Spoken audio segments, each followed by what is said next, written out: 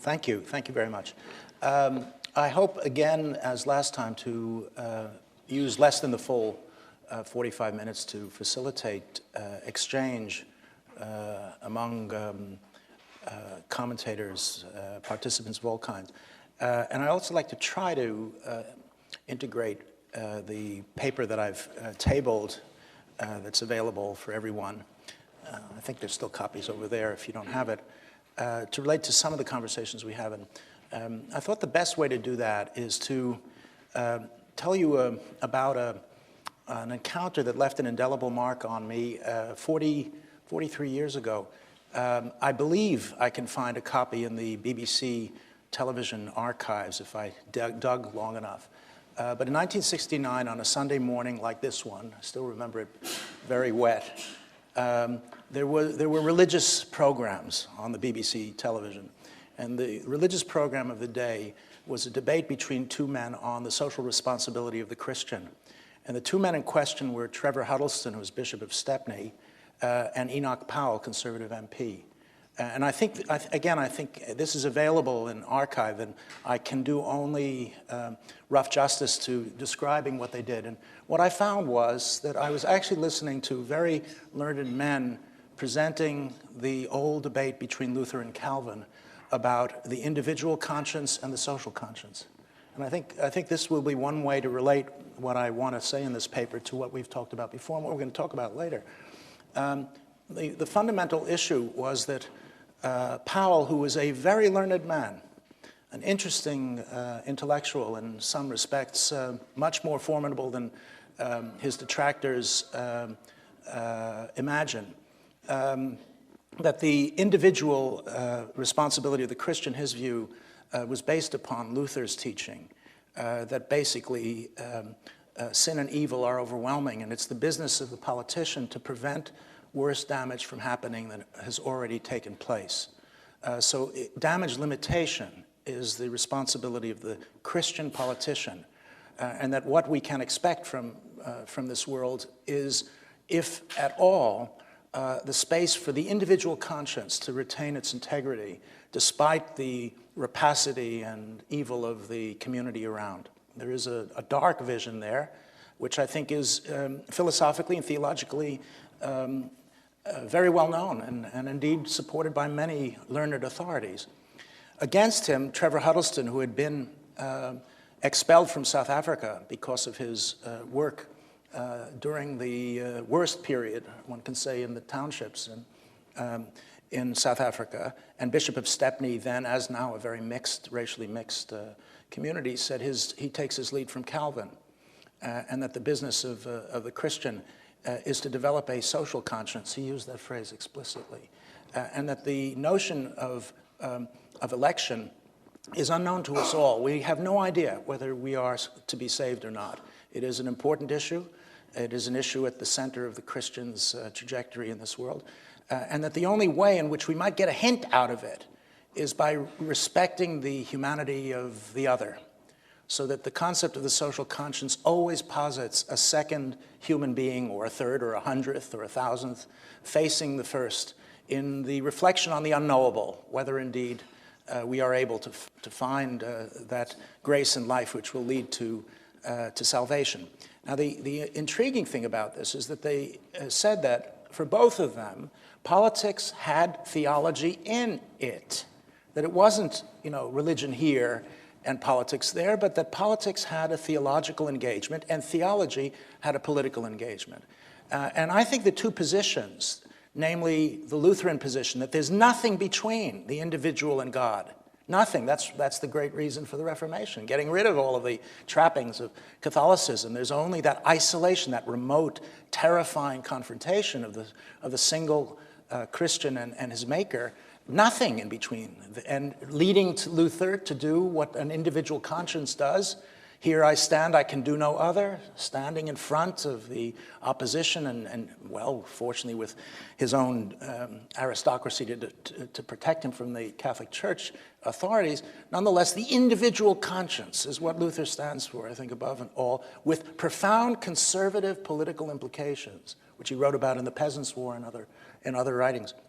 So here was a BBC program in 1969, after Powell had made an awful lot of enemies by speaking how he sees the Thames and sees like the Tiber foaming with blood because of black immigration to Britain, basically from the Indian subcontinent. He had done all of that. But beneath the sort of staring eyes, he had extraordinary eyes, beneath it was a theologian, was someone who thought very deeply about Christian issues. Facing him was a man of the cloth, Bishop of Stepney, who had been in Sharpeville and so on, and he spoke with respect about another Christian tradition of the same power and dignity, in which the conscience, there is no such thing from his point of view of the individual conscience. The conscience was by definition social. And I think the intriguing exchange that we've had, I find very important and indeed wide open. That's one reason why I think that the encounter between academic work and artistic work can be fruitful in a way that if we stay each in majestic isolation on our separate peaks, we'll never get near. That this conversation has mattered to me, Jeffrey, because it is outside of the ordinary terms of reference that we have in seminars and so on. And I hope that our presence here is outside of the normal terms of reference of artistic creation too. Needless to say, the bringing together of these two worlds involves friction because we are, to a degree, have different geometries of thinking and of practice. But at the same time, if we each stay in our own worlds, I think we will miss a great deal about the realities of past artists and scientists and scholars and historians whom we are trying to study. So if we go back now to the paper that I gave to you at the beginning of the 20th century, these are not people who lived in separate compartments. They did not, the scientist Charles Richet didn't feel embarrassed about joining seances and theosophical movements. He wrote poetry, some of it wonderful poetry, some of it terrible poetry. He joined peace conferences. He did all kinds of things. And it's that sense of the ecumenical intellectual inquiry that I think we've lost. We've lost through super specialization, hyper specialization. I've spent 40 years studying the First World War. How about that for hyper specialization? Mind you, I'm just beginning to understand some bits about it. But nonetheless, I think for students to recognize how narrowly compartmentalized intellectual life is salutary. And there's only one way to really recognize it, and that's by stepping outside of the tramways, the pathways that we ordinarily pass through on the way from high school to university to graduate school to academic life and so on. So it seems to me that by looking at artists, scientists, intellectuals of the past who work together collectively like the Blauer Reiter and other groups, we can actually at least affirm some other way of thinking about these fundamental issues than the academic way. And I realize that term can either be descriptive or pejorative. All right, now let me try to suggest something about the political in the work of artists and scientists at the turn of the century, 100 years ago. The central part of my argument is that scientists and artists engaged with anti-clerical activities. That is to say, to juxtapose free thinking and religious practice at the turn of the 20th century was quite different from the position I tried to sketch out of Enoch Powell and Trevor Huddleston.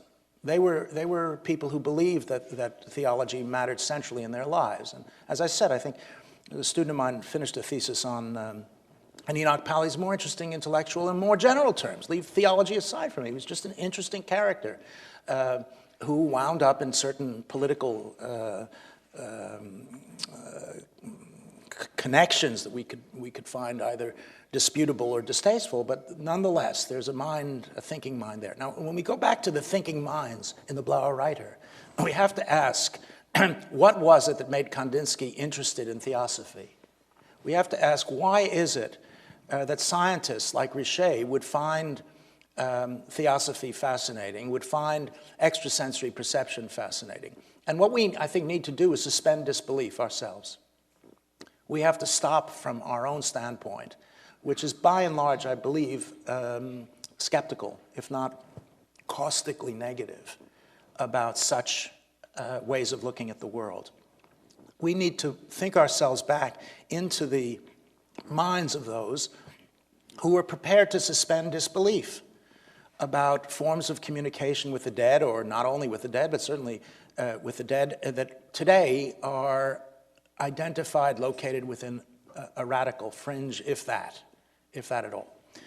And I think one reason why we need to take their ideas seriously is because they were not entirely, but mostly hostile to the conventional churches. They were hostile to the Roman Catholic Church in those countries where the papacy had basically arrived at a high point of authoritarian theological affirmation, papal infallibility on issues of doctrine. You know, that we should be sure of that is very important. But this is also, the middle of the 19th century is also the high point of other facets of Catholic intolerance.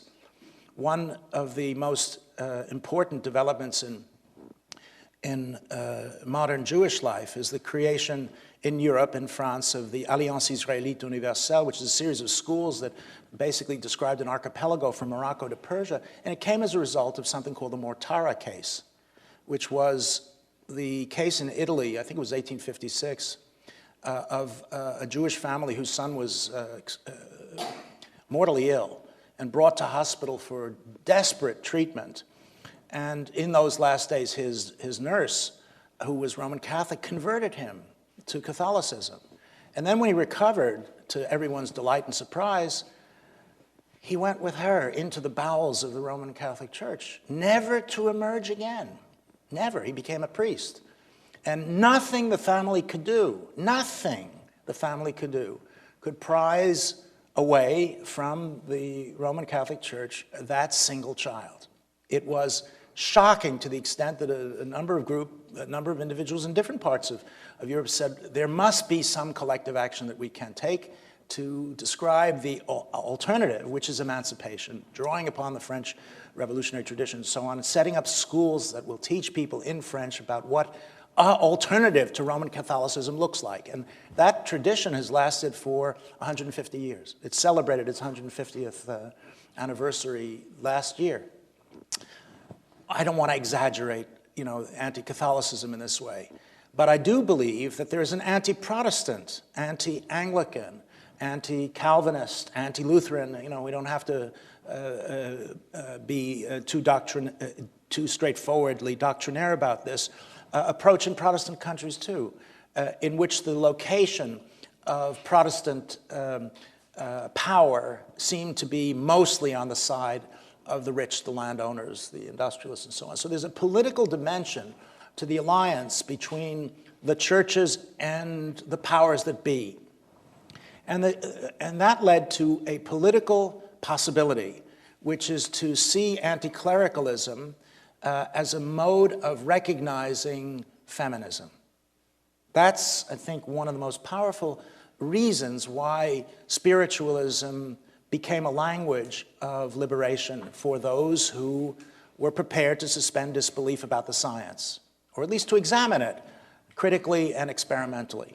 Why? Because in most cases, not all, but in most cases, the structure of the seance had a woman as a medium. It's not always the case, but the transmission of communication from the dead to the living overwhelmingly was through women. Now, again, this is a construction that we could make in many different ways outside of a feminist perspective. It might even be an anti-feminist. You could see how identifying women as frail spirits who can absorb the sensitive messages that come through the environment can be highly misogynic. It can be.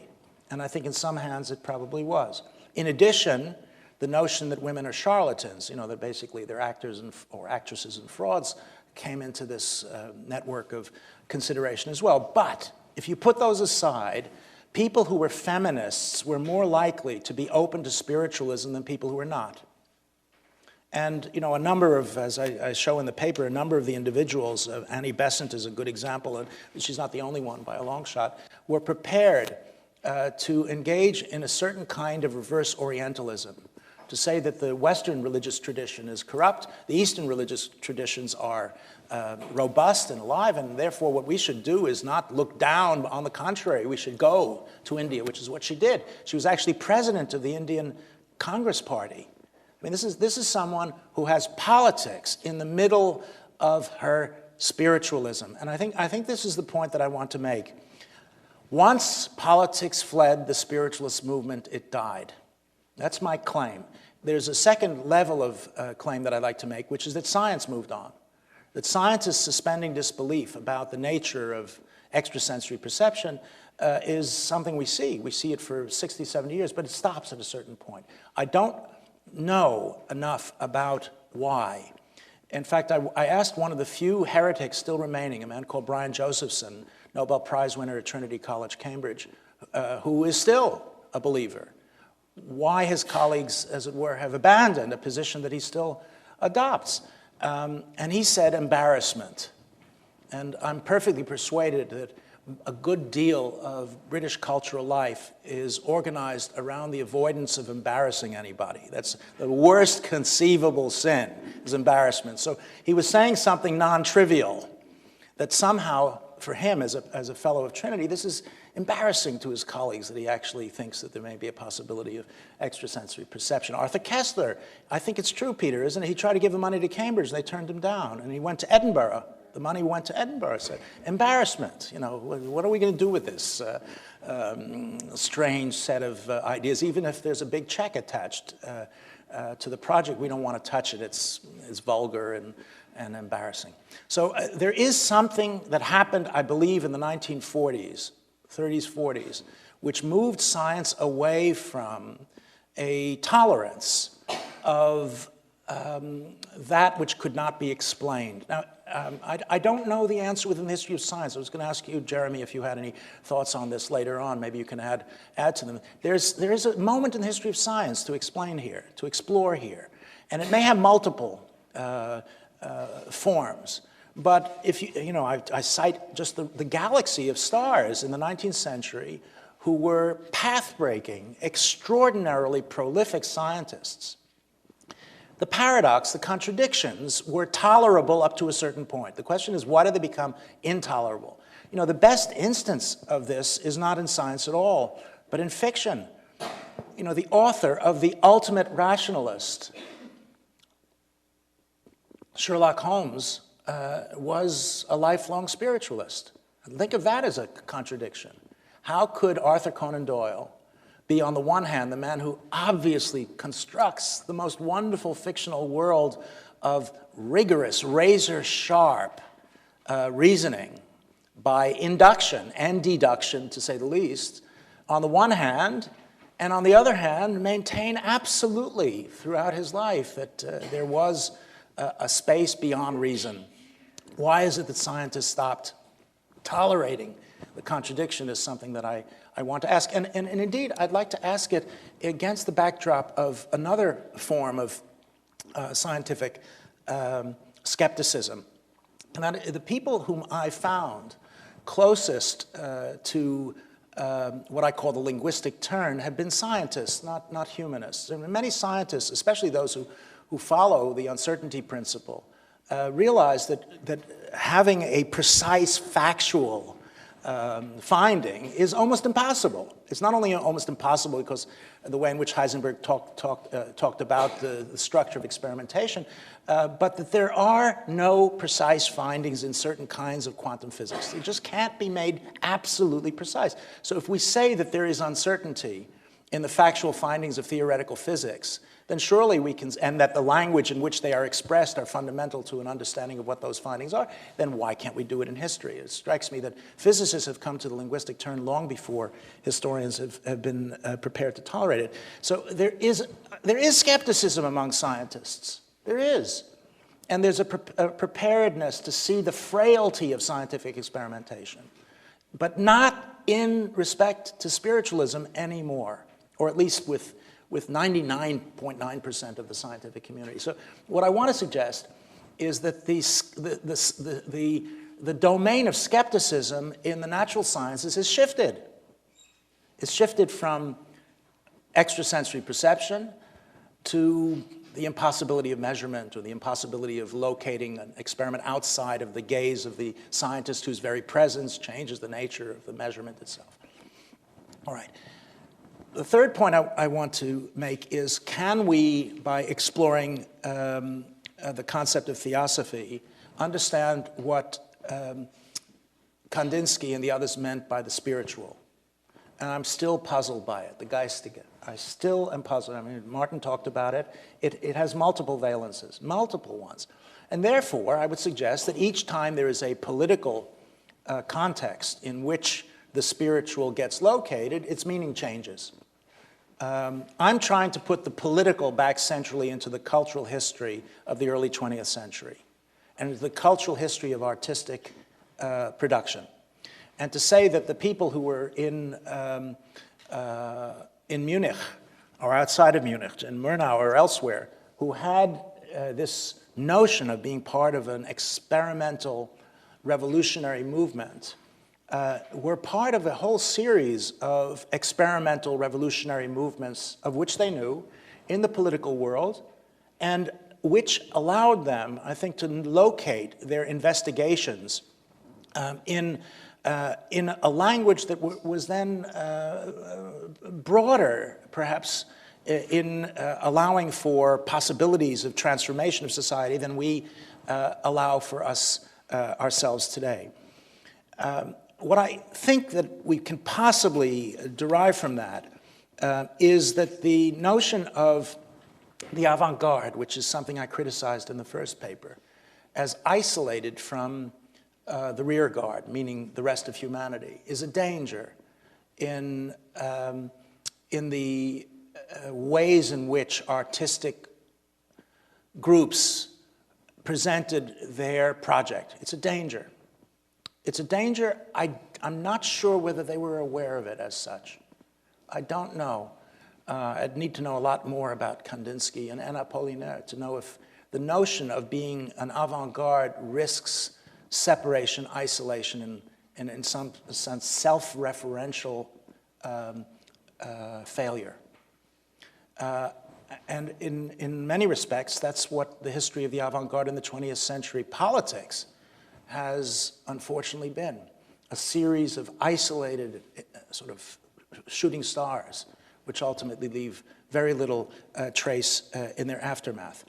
Now, I want to talk about two other dimensions of this story before possibly reaching back to the hypothesis I presented right at the beginning.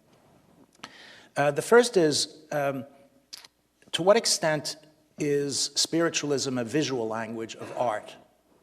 And we talked briefly about Mondrian yesterday, but I think if you look at Mondrian, there's a very big retrospective of Mondrian at the Pompidou Center in Paris. I think it's still on, or maybe it's just closed, but it's certainly this year.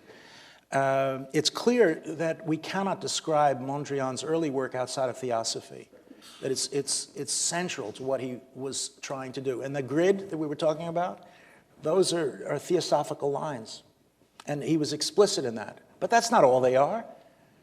And hence, at a later stage of his life, theosophy has, by and large, fallen away.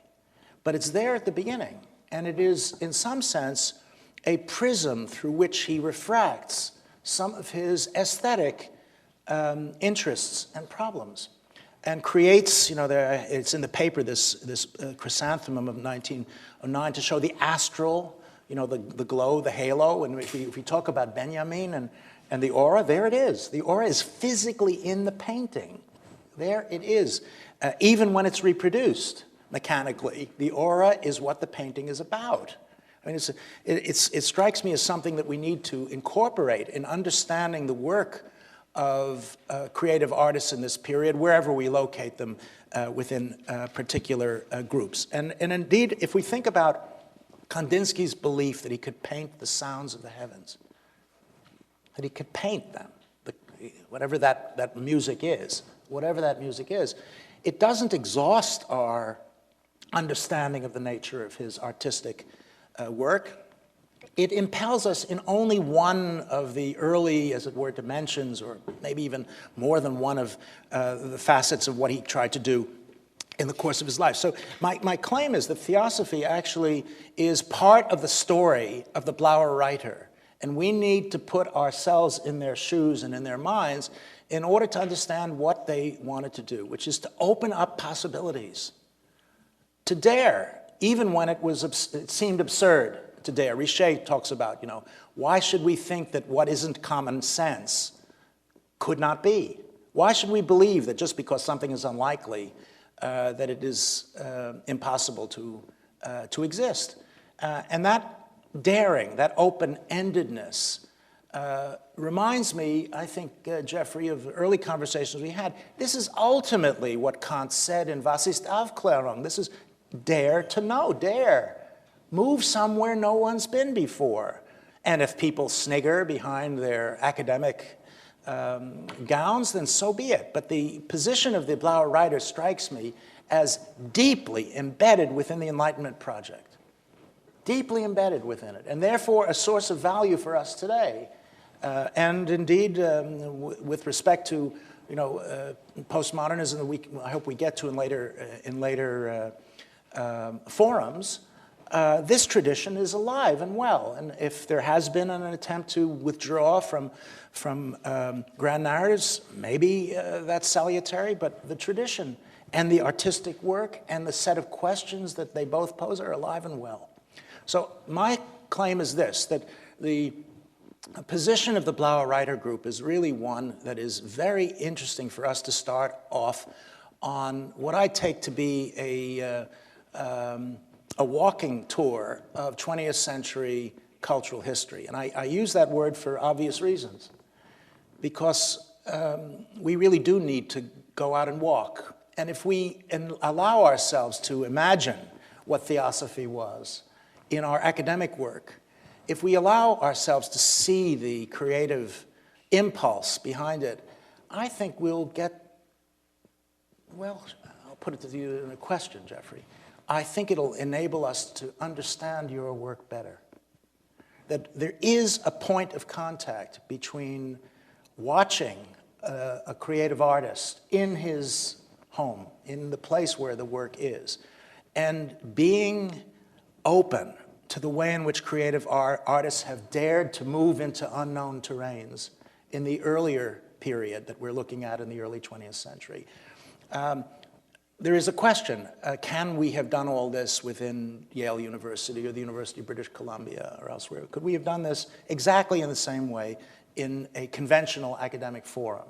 I want to suggest that there's at least room for doubt. That is to say, we could probably do a lot of what we're doing, but we couldn't do all of it, because look where we are, physically, where we are now. We're in the place where you have struggled for 30 years to create a personal vision, and we have the privilege of seeing it today, and I hope, God willing, that we don't drown in the process.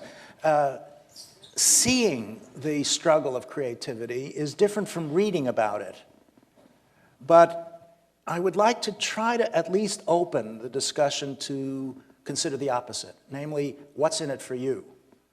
And I think it's my view, it's been my view for a long time, but it's my view now near the end of my academic career, that we need to bring students into what we do, both of us, not one of us, but both of us. Otherwise, it'll simply vanish. And there is an act of transmission going on today, in my view, which can be greater than the sum of its parts. If we are both engaged in the notion of transmission together, I think we might have a greater chance of touching what is creative in what you do and what is creative in what we do than if we do it separately. That seems to me to be the critical reason for this meeting, is to try to, again, do something unusual. This is exceptional. I have not been to a meeting like this in my scholarly life in 40 years. I haven't. Probably you have, Annette. You've worked with artists and...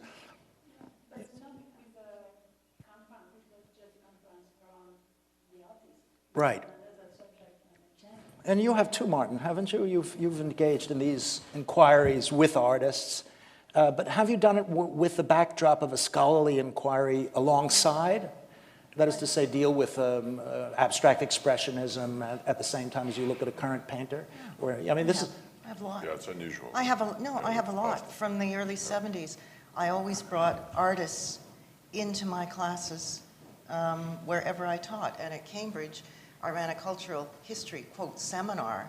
I had about 70 people there, but I didn't want the academic framework. I always brought in Tony Caro, the sculptor, or I brought in Ruth Rendell, or I brought in people to talk about what they did. And the whole academic thing, we wouldn't have had scholars sitting around here. We sort of fed in. In fact, James, as a student, came to those seminars. And I've always done that. I've always had the artist at the center, not the academics. Right. Well, Well, and I think it's a big mistake to have the academics always putting their input. I think the artist should be, the artist, the sculptor, the writer, the musician, should be positioned at the top. If we're going to have a dialogue, rather than the heavy overlay. And I've always done that since the early 70s. I think my one reformulation might be not at the top, alongside. Beginning at the top and then working down. The reason why I say that is that this has, for these forums to operate over the next years, they have to be dialogic. And I think they also have to be cumulative. They have to, and I hope, one idea that I have, we can talk about later, is if this idea actually takes root and continues, is to have you here with other people. In other words, to have others in addition to the scholars who are already here and the students who are already here, who will be able to, as it were, bring other perspectives alongside the ones that we've already developed. But the dialogue is rare, and I would go one step further. It's not known in my experience in the place where the art is created, namely in the workshop. This is the workshop. I think that to me is unusual. As I said, I know my experience is not as rich as yours, Maria, in this area, but nonetheless, what we have now is an opportunity to do something that I certainly haven't done, and that I think can move in really creative directions. In addition, I'd like to make one final claim, and that is that I mentioned this yesterday. I am the first to be unhappy with the absence of a professional historian of science here. I am not that. I can't speak as an historian of science or indeed as a scientist. I think we need that input as well among people who are engaged in the profession of science, whatever it happens to be. It can be, for example, to bring someone from Stephen Jay Gould's lab here. Not just Dawkins, because Dawkins, again, I'm going to come to in a minute because of his conventional ecclesiastical position and so on, maybe his anti-religious position. But a scientist who has a deep knowledge of the record of fossils that you have found so creative in your own work. That to me would be really intriguing and interesting, as well as an historian of that work that has been done now over 50 years. Gould did something a long time ago, but it's moved on. Your colleague, is it pronounced Levantine? I don't know how to pronounce his name. In Berkeley, is it? Richard, he's not at Berkeley, actually. Where is he? I think he's at Harvard. Is he at Harvard now? Yeah, I think so. Right. I think so. Well, wherever he is, Yeah. there are individuals whom we can bring here, and I can't for a moment pretend to be among them. But the possibilities for opening up dialogue among scientists, artists, and cultural historians, I think, are almost limitless and wide open for young people to do work that they might not be able to do otherwise. All right. The final issue that I want to deal with is the way in which a study of this phase of cultural history, obviously developing without anyone knowing that the war was happening within a year. All those crosses in Franz Marc's painting in the Museum of Modern Art are not premonitions. They are statements of a current reality. He saw the Balkan Wars. He read about them. He wasn't thinking about the First World War. He was thinking about the Balkan Wars, which were in front of him. That the study of art, science, and war brings us to that final variable that we haven't yet talked about systematically. And that's something that I think would be worth doing at a later meeting. Maybe that's where the second forum should go. Once the war had happened, then what is the geometry of art, science, and the attempt, as it were, to stabilize the world after an upheaval of the dimensions, the bloody dimensions of the First World War. In this period that these individuals are writing about theosophy and so on, war is perfectly present. It is not absent. We can't talk about 1900 to 1914 as I think Peter said it, nostalgically in the bass, that if only we could go back to that wonderful period before 1914 and so on. Not so. The level of violence is enormous and on the periphery. What happens after 1914 is it comes to the center. But the peripheral violence in China or in Africa, the Philippines, Cuba, elsewhere, which we can talk about, began to encroach on Europe through the Balkan Wars. And those Balkan Wars were terrifying, and they really did set up a series of instabilities that produced the crisis out of which the war came. One of the hopes that I would like to foster in the coming years is that we talk about the evolution of war in the same way as we talk about the evolution of man. Because war is dynamic and unstable. It has a set of elements in it that change radically over time. And we now are in an entirely different period of what I would call asymmetrical wars that are not necessarily between states, dramatically different from that which existed before 1914. And in the middle came the nuclear nightmare that you already referred to, Jeffrey. So we actually have an evolution of war as a separate subject to the evolution of abstract art and the evolution of science to deal with. War is not, as it were, the stable variable. It's just as unstable as the other two. And what we haven't done is to talk about war as a cultural process. This is something Annette has worked on probably as much as anybody in the world. This is what we tried to do in the museum that we've both contributed to over the last 25 years. There are a lot of people doing this now. It's certainly unrelated to what we wanted to do, and they're all over the world. We need to address this subject as well, because if you look at the as it were, the silences in the way in which the Blauer Reiter operated. One of those silences, I think, is their optimism, their hopeful outlook as to the possibility of creating this new set of imaginings of the world. And what they didn't see, I put to you, was already there. It's not that 1914 brought war to their attention. It was already there. And hence, the conclusion that I want to draw from the paper on theosophy is that if we think about imagining a group of people who are seeing what isn't there, namely the dead or spirits, we should also see them as people who don't see what is there, namely a set of industrialized engines of warfare in the hands of political elites who do not realize the astonishingly destructive power that is at their disposal. so astonishingly destructive that when they unleash it, they can't control it. That's the reason why I say it is that they don't realize what they have in their hands. 3 variables: war, art, and science. That's where we started.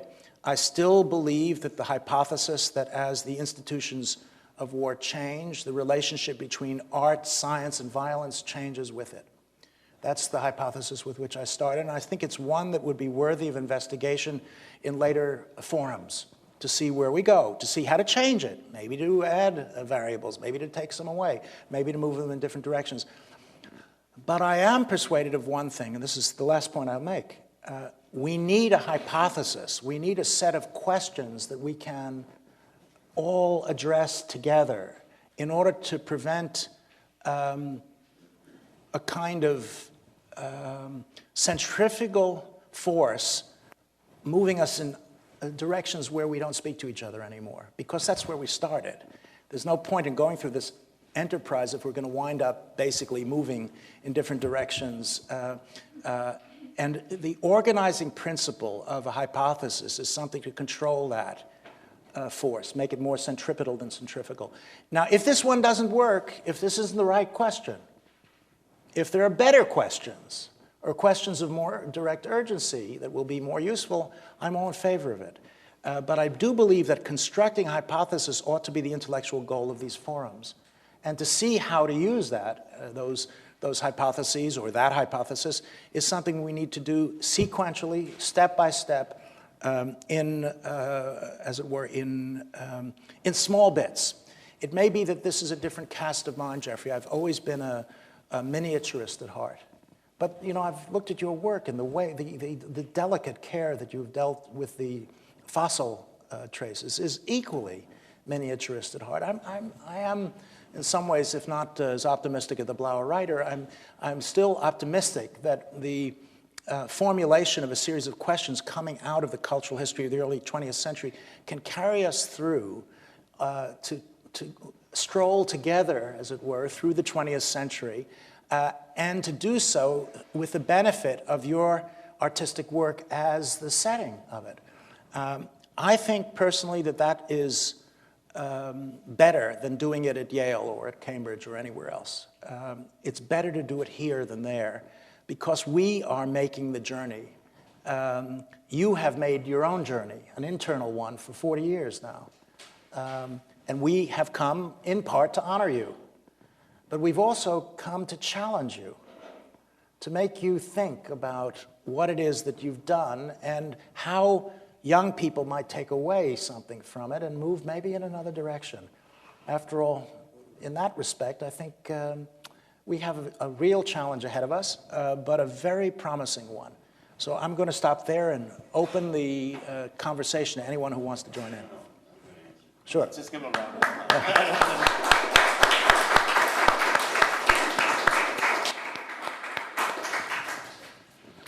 So we'll I'm Jeff going to work. Yeah, I'm going to work backwards from what you said. So I'll start with where you ended, and then take this up as my notes go. The end of the age of agriculture. That's the hypothesis that I've used as a functionality on how to deal with where we are and raise these questions. It is not a theory. It is not an ideology. It's not a doctrine. It's a concept of functionality. It allows the questions to come as to, if we've reached the end, where are we going? That's a very, very important one, because otherwise we're stuck in the middle. Most of our institutions, as I see it, and I'll get to why I think this way, we're born in the question of a warrior class. And so as we've evolved from this warrior class, we have most of our activities are almost inseparable from that particular thing. So it inevitably constantly leads us to war, and that's part of the problem with having the residual parts. Now, the constantly leading us to war, from my point of view, we already have the destructive power to destroy civilization. We also probably have the destructive power, quite possibly, to wipe out humanity. So that's already there, and no matter how much talk is done on eliminating these weapons, amazing things happen. We talk about strategic arms limitation. Treaties are signed, and then they leave thousands on both sides of what they call tactical or battlefield weapons out there. Those battlefield weapons, each one of them is more powerful than the ones that they dropped on Hiroshima or Nagasaki. Those they call battlefield ones. So they take those out of the equation. They take those out of the equation while they deal with strategic arms limitation. So these things don't go away. Last year in January, in 2010 in January, the same people who brought us the first aspect of nuclear winter took an experiment with 50 nuclear bombs, just simple ones, between India and Pakistan, and said, okay, what happens? How much dust is sent up from these things? Because we have to assume what I said about strategic bombing. Strategic bombing used to mean trying to get rid of. They started it off in the Second World War by trying to bomb ball bearing factories and other things, and they've really found that that didn't really stop much. Then they tried some terror bombing, and that didn't stop much. So what they did by the end of the war was they were able to create enough incendiaries dropping these bombs to create firestorms. And those firestorms were done in Tokyo and Dresden. And more people died in those firestorms, at least in the one in Tokyo, than died in Hiroshima or Nagasaki, but not together. The answer was one of these battlefield weapons, of which there are still thousands right now, can create a firestorm in any city. So it doesn't really matter whether you call them battlefield weapons or not. We know automatically they may be in artillery shells, but they're automatically going to be dropped from airplanes or put on the heads of missiles no matter what. So these are the cities that are able to be evaporated, literally evaporated, because that's what a firestorm is.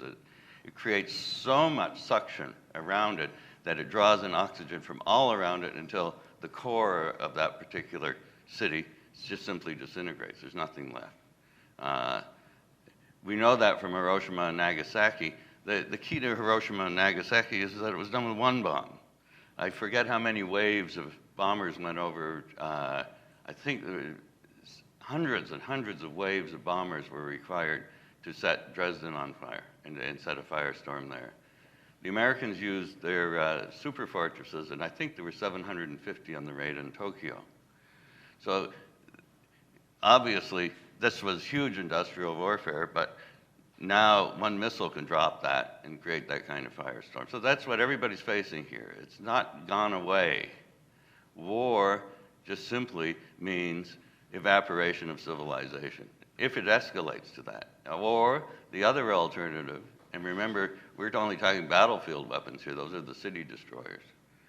Thermonuclear war, in that particular case, where we're dealing with many times more magnitude per weapon, we can follow Herman Kahn's logic on that and just say, well, let's make meta-death transactional. So that's the other option on this particular thing. So we're better off taking a look at our institutions and what is there and what's salvageable and what's not. And the way that I see it, this is a vast industry, intellectual industry, to actually do some self-examination as to what part of our institutions that we've had for the last 5,000 years are really worth carrying on into a future. That's the principle of the end of the age of agriculture. Now, I'll tell you why I arrived at this and what it's meant to me, so I'll keep moving this backwards. But first I want to say about dialogue. I don't think we're looking for a dialogue. I think we're looking for a dialectic. I'm looking for a dialectic. And what I mean by that is that when people try to use the dialectic with art, they're going to come to a complete standstill with it. And the reason why is that an artist knows, now we're talking about real art here, not just stuff that's done. The artist knows he's reached a moment of perfection. It's not complete perfection, it's a moment of perfection. Now that moment of perfection doesn't allow for a dialectic. There's no way that anyone can move to a dialectic from a moment of perfection. So I know within my own work that when it works, there's a moment of perfection, the work is done, it's complete, and you can see those moments around on all of these works. So that moment of perfection doesn't allow a dialectic within the work. The dialectic comes from another reason that I have. Now this is maybe quite different than painters, I don't know, but I can say this really clearly that I understand. Steel The reason why steel is such an intriguing material to me is it has more hands-on around the world, and stainless steel even more, than any other material. It has to be dug.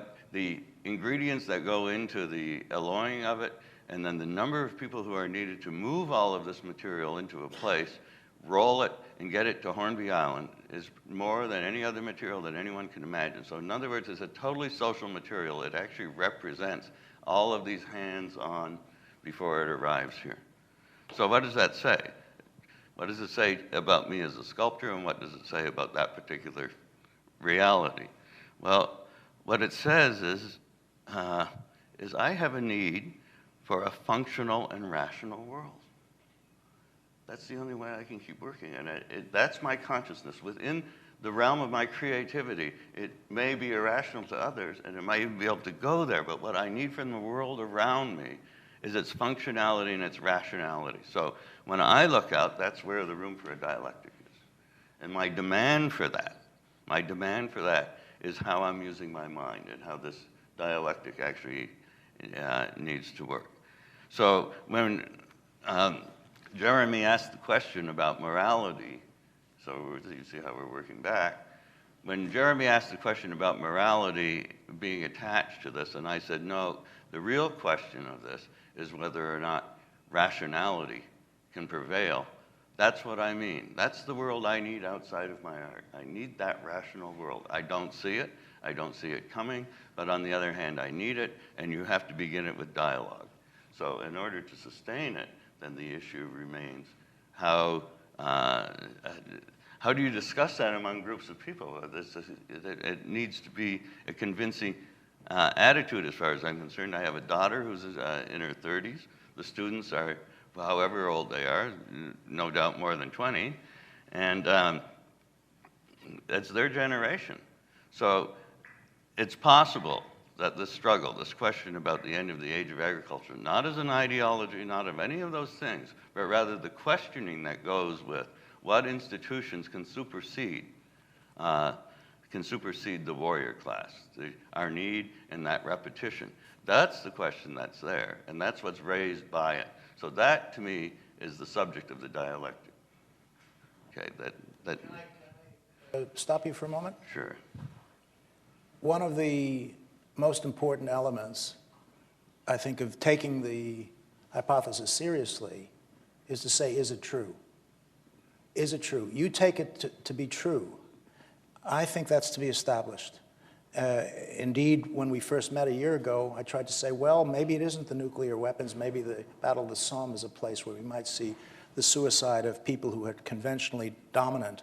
I believe that the institutions of war are much more mutant, and in the carcinogenic sense of that term. I'm away to that one.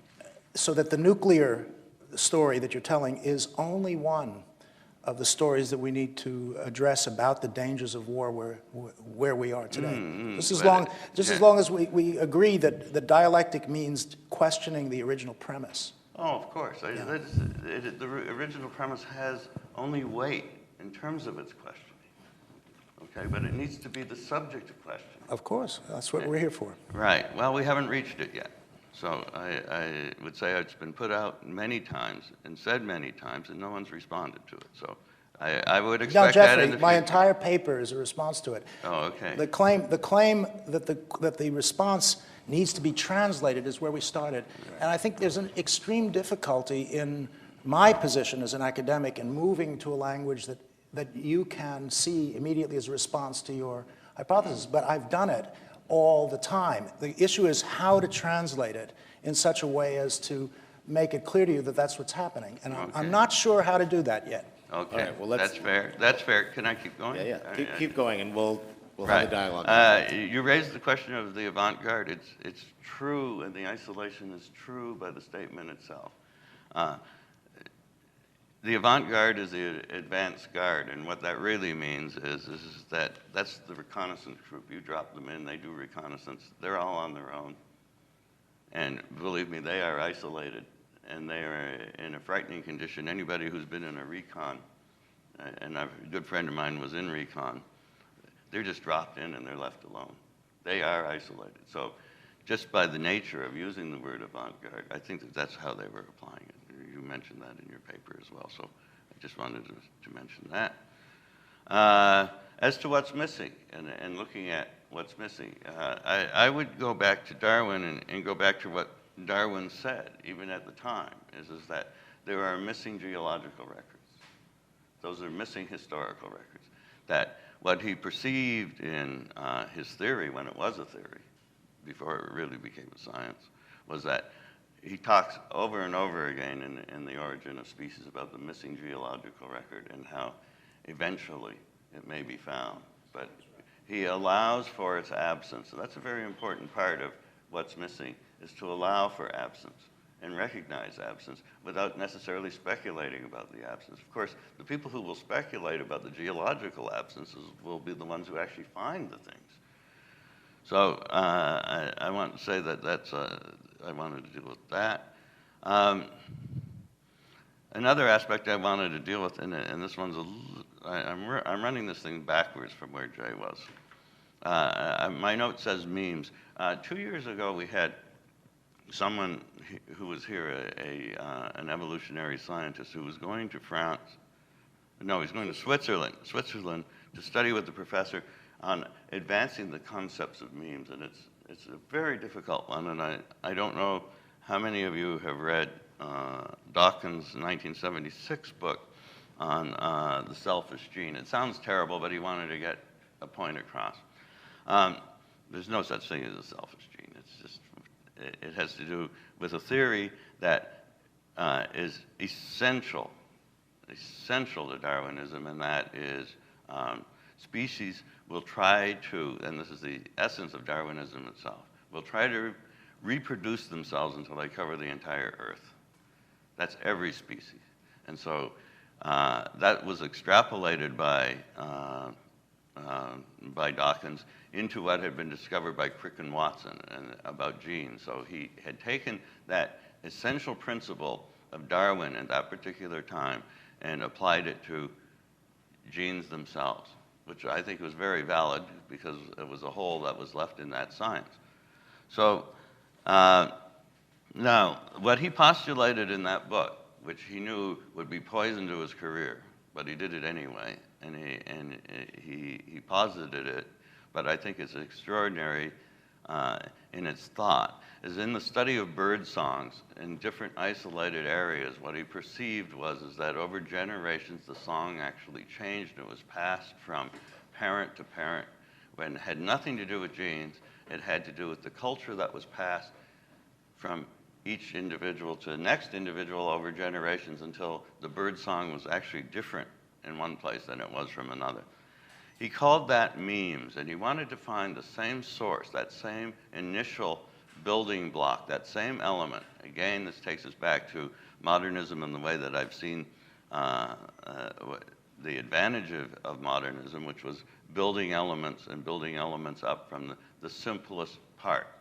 Now, I have done a lot of work from the inception, which we'll get to the next aspect of what I want to address and what Jay said.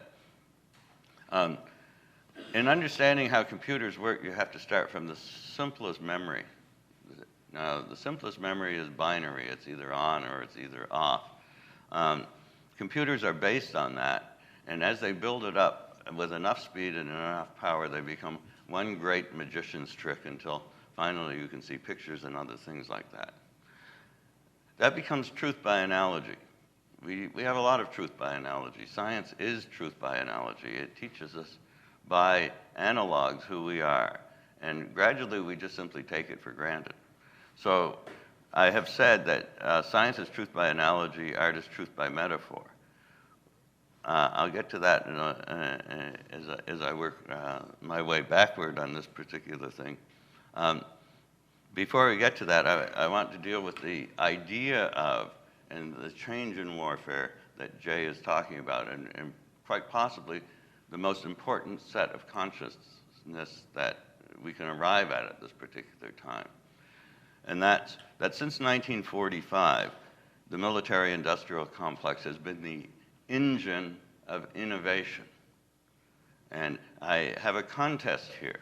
to anyone to be able to tell me a new and large or important idea from my generation. I really do. That's a contest for my generation. And let me say this, is that all of the innovation that we've seen since 1945 has been done at the level of defense and has been done at the level of that's where it is initiated. This is a very scary proposition, everyone. And this is what and why I believe the end of the age of agriculture is so important as a concept to address in terms of its multiplicity. The anomalies of what happens when the driving engine of innovation is the military-industrial complex is coming back at all of us right now, and it was certain to happen. Now, I wanted to build nervous systems into my sculpture in 1969, and this is how I became really well aware of it. That meant going to these basic fundamental computer parts that were coming out, called the chip at that time. Now, the chip at that time was even more primitive than the early computer chips. They were actually right down to the basic memory cells. And so it was the basic memory cells that I was looking at. And when I needed these things, I discovered something. In order to have these chips, which are used to miniaturize computers for very close and being able to drop a missile on a dime, they needed factories to create these chips. So the initial factories and the initial cost was all borne by the military, well, the military industrial complex and the US government to create these chips. And then once they created the chips, they had all of these factories ready to produce them.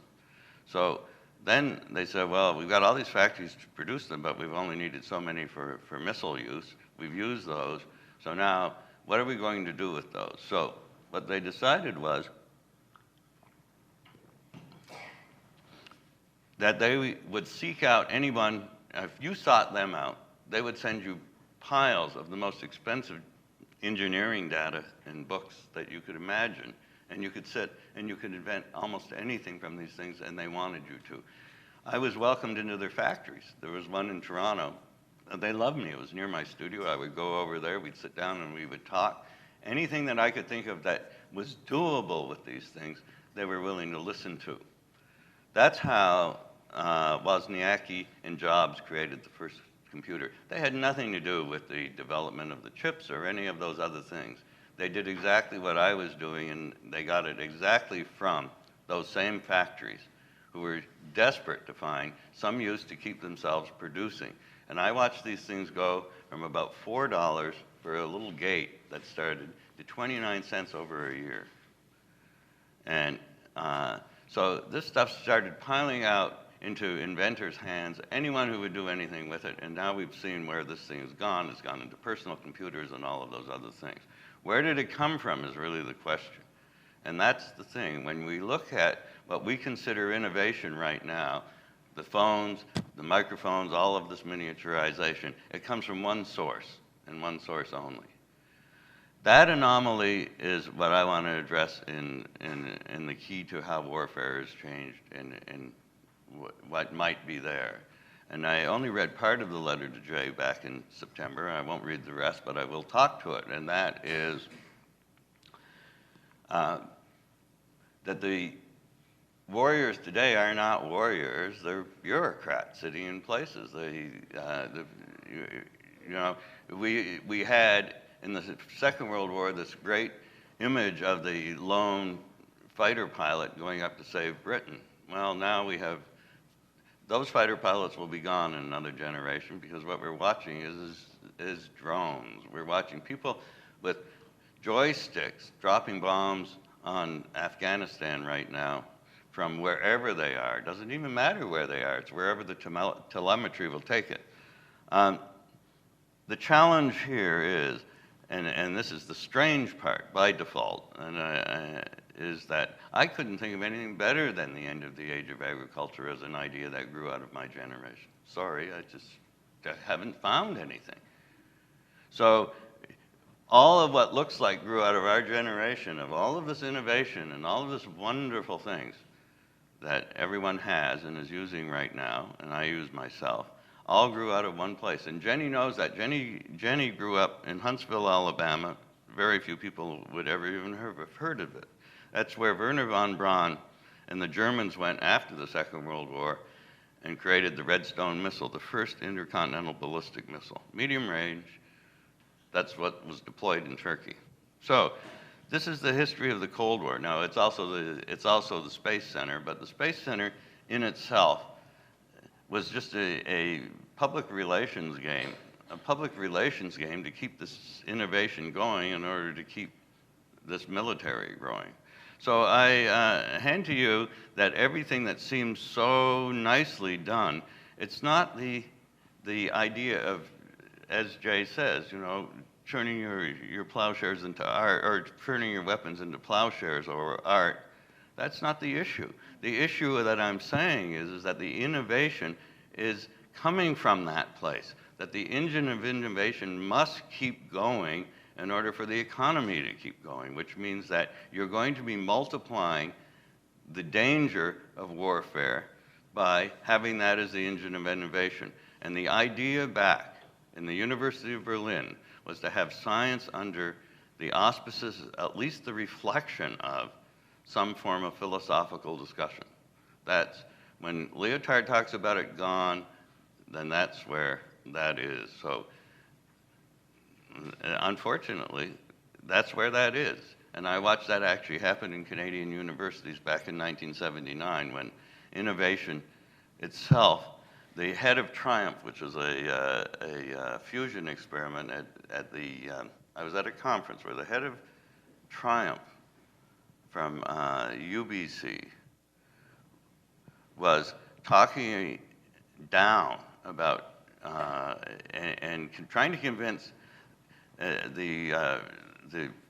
who was at that conference? The Lougheed. He was the Premier of Alberta. He was trying to convince everyone that the money should be spent on separating that from the university, and he insulted the entire idea to me, and this is when I really got shaken, of pure research, which was research for its own sake, and he called it curiosity research, and that was what had downgraded it, which meant that they were moving to the institutes and out of the university, and that was what the argument was for, was to have industrial bases come in linked to the university, and that would be the end of pure research, and that would be the end of the oversight. I'm sure this has happened everywhere. You've got Lawrence Livermore anyway, you know, this was established long ago in the United States. Probably there was a cultural lag in Canada because this is where it reverberates. Okay, that nature of that warfare is not the nature of warfare that we're talking about prior to here. This is a very, very different thing and far more scary when you look at it because it's built into the concept of innovation.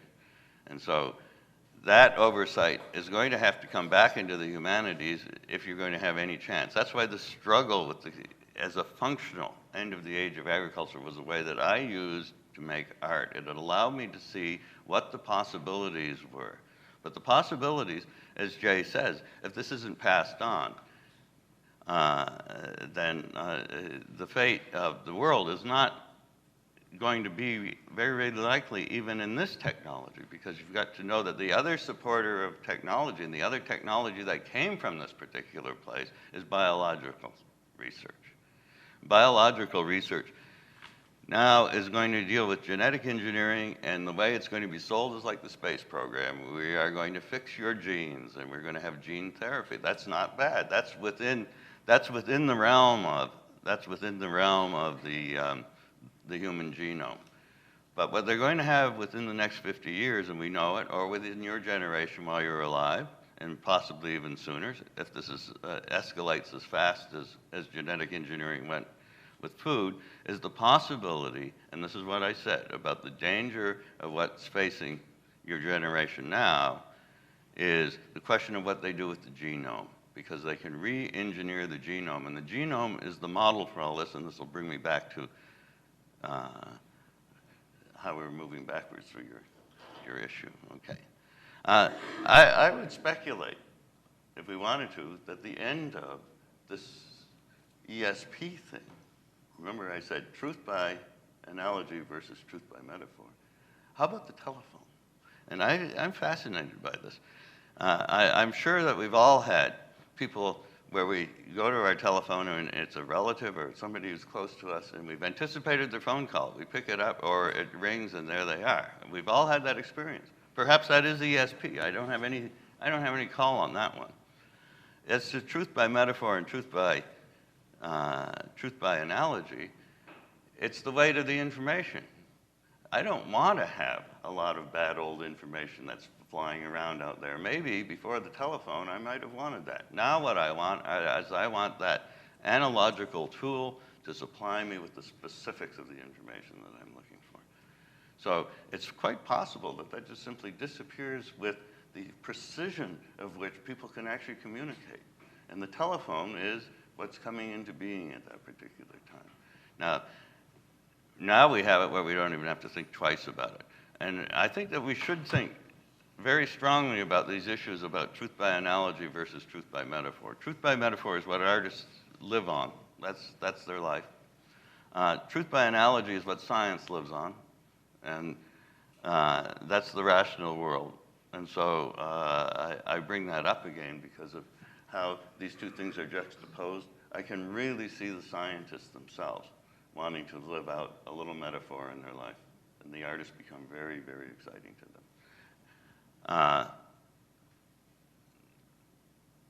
My question was, always from the inception of when I first saw this paper, is what the hell did they prove? I mean, these scientists, these empiricists came into this realm, and as far as we know, we hold on to next to nothing. So I don't need an answer. It's a rhetorical question. What I want to come back to then is the larger aspect of memory, hardwired. We have 3.5 billion years of history. We're hardwired. It's taken us 3.5 billion years to become who we become. Each one of us carries 50% of the genes of our parents, which means that each one of us, when we look to the past, are already carrying around this memory. This memory is hardwired memory. It's more appropriate to who we are and who we actually are than any amount of ESP. Now that takes us back to our grandparents are a quarter of who we are. So genes unravel that way. That's the way they split.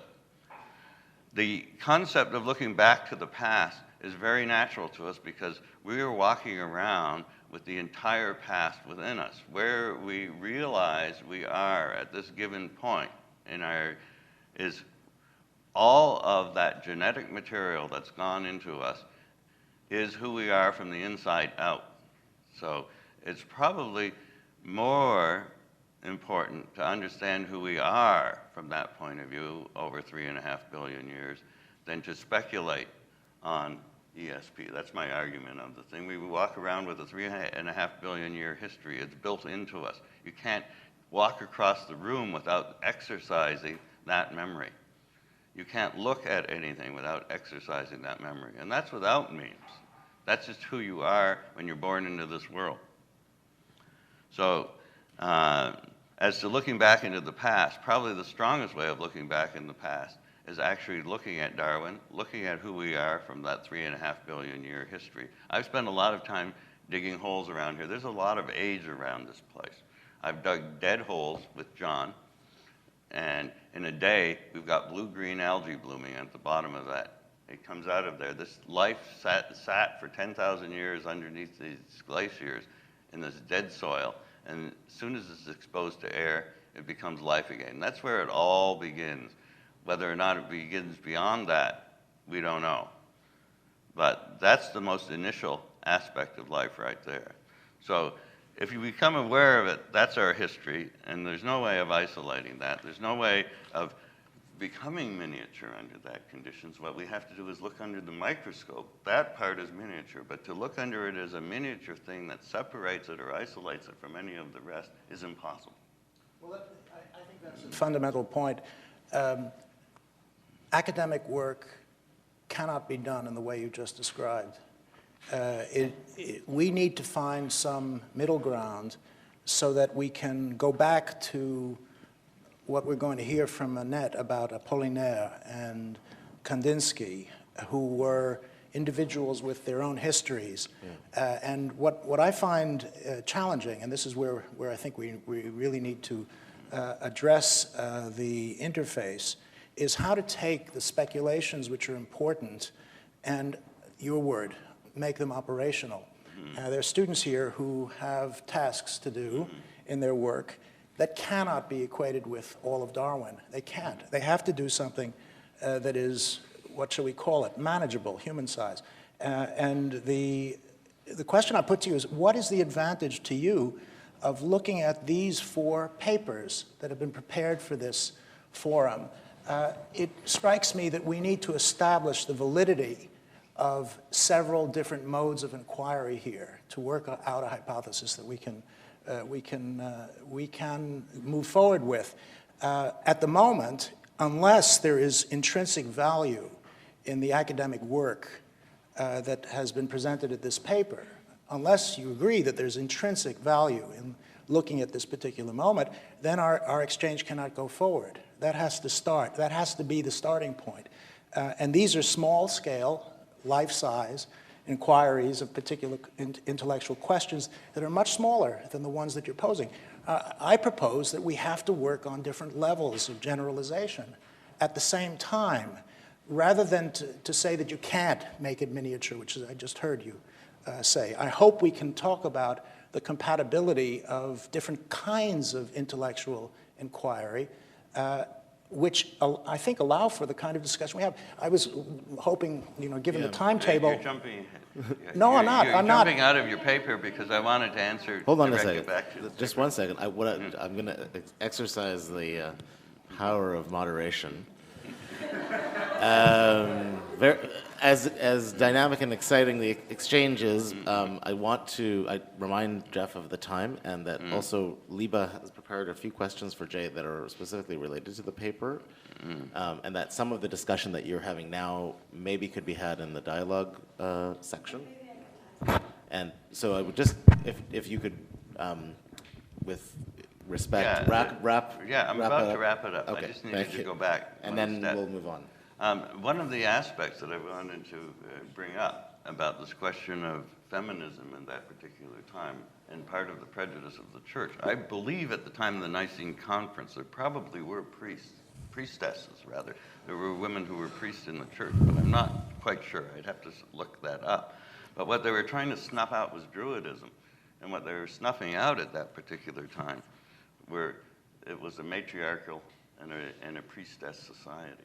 And I think that what reemerges in what you're talking about in that question of that really does smack of, when you're talking about leaving the church again and rejecting the church again, it smacks back of women reasserting themselves from that particular point of view. And I'm not placing a judgment on it. I'm only saying that I think that there was a very strong sense. And we have this suppression of witchcraft, which is women coming to the forefront over and over again through the history of Europe. And that this was part of what was going on with Madame Blavatsky and the emergence of women in that particular thing. They were re-emerging as priestesses in a sense. So I just wanted to mention that. I thought that was important.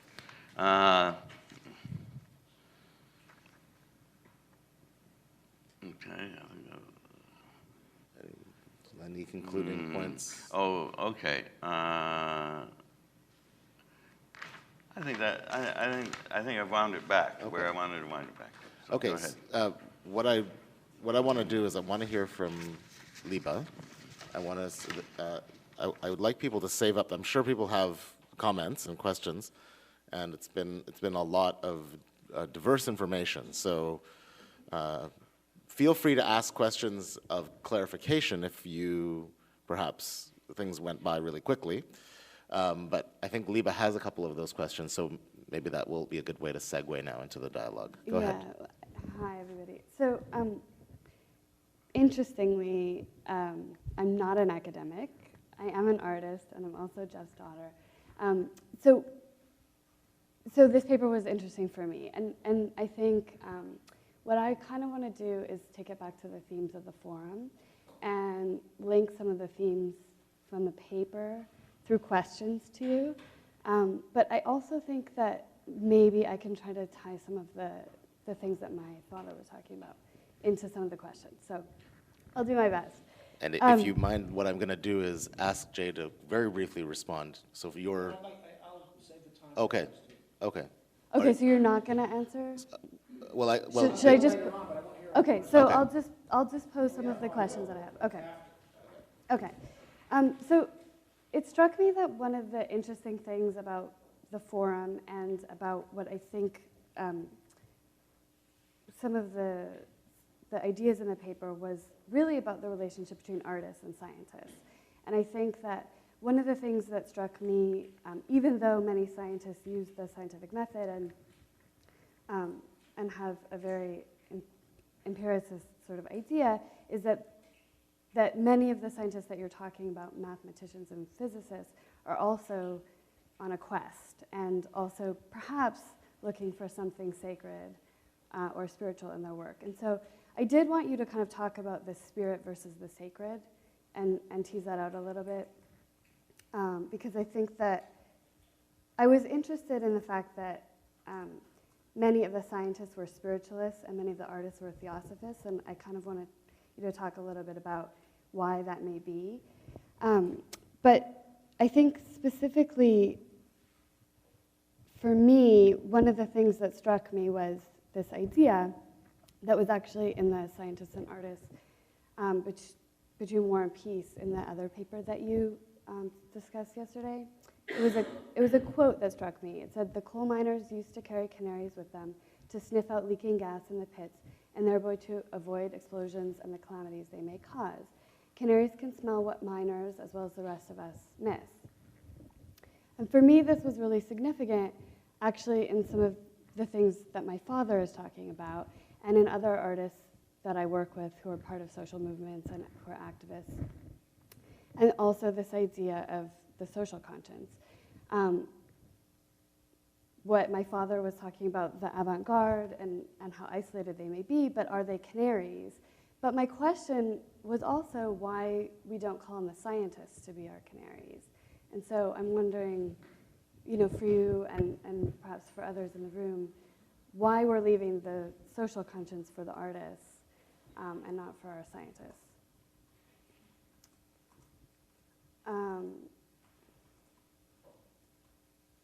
The other thing that I thought was interesting about the paper was the role of politics. So you talked about the nearly intoxicating nature of invocations of the spiritual and national emergencies. But you also referenced the political nature of spiritualism, I think specifically in regards to women's rights and some of the, anti-colonial sentiments. Saying that politics were at the heart and soul of what had been a challenging scientific and artistic movement. Here's another quote. "When the nation was in danger, the spiritual was hijacked effortlessly to serve the purposes of mobilization and the sacred cause of the defense of the fatherland." So I'm wondering, the nature of politics being both inherent in the spiritualist movement, but then also being used in the spiritualist movement for nationalists and other efforts, and what that might say about the artists that we talked about being part of armies and being used nationally also during the war.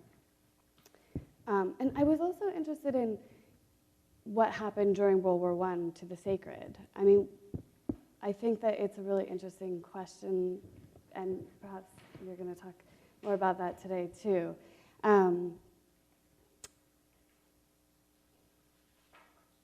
I also had a question about Darwin. I was wondering, so The Origin of Species was published in 1859, so I was wondering if that had a role for the scientists of that time, and how they may be thinking about that and how it may have affected the secularization of both artists and scientists at that time.